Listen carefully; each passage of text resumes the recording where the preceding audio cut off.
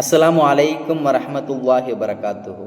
அன்புமிக்கவர்களே, நபியோர்களுடைய வாழ்க்கையிலிருந்து நமக்கு கிடைக்கக்கூடிய ஒரு படிப்பினை என்றால் பிறரை மன்னிக்கும் குணம்.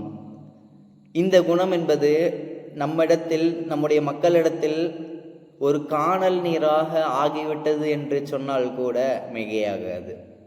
அன்புமிக்கவர்களே, நபியோர்களுடைய வாழ்க்கையை பாருங்கள். 23 ஆண்டுகள் குறைஷிகள் மக்காவில் இருக்கும் போதும் மதினாவில் இருக்கும் போதும் நபி அவர்களுக்கு கொடுக்காத துன்பமில்லை, கஷ்டமில்லை. ஆனால் அதற்கு பிறகு அல்லாஹு தாலா ஃபதஹே மக்கா என்னும் வெற்றியை கொடுக்கின்றான். மக்காவை வெற்றி கொள்கிறார்கள். குறைஷிகள் எல்லாம் நபியிற்கு முன்னால் நிற்கப்படுகின்றார்கள்.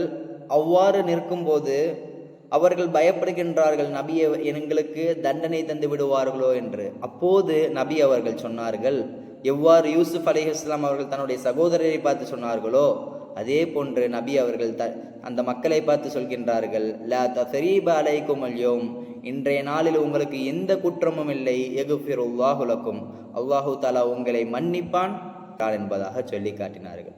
இப்படிப்பட்ட முன்மாதிரியை நாம் கொண்டிருக்கின்றோம். ஆனால் நம்முடைய சமுதாயம் ஒரு சிறிய சிறிய விஷயத்திற்காக அக்கா தங்கை கூட சண்டை போட்டிருப்போம், தாய் தந்தை கூட சண்டை போட்டிருப்போம். பல ஆண்டுகள் பேசாமல் இருக்கக்கூடிய குடும்பத்தையும் நம்மால் பார்க்க முடிகின்றது. அன்புமிக்கவர்களே, அந்த நிலையை மாற்றிக்கொண்டு அந்த உறவை நாம் தொடர்வதற்கு இறைவன் நமக்கு கருணை புரிவானாக. அஸ்ஸலாமு அலைக்கும் வரஹ்மத்துல்லாஹி வபரகாத்துஹு.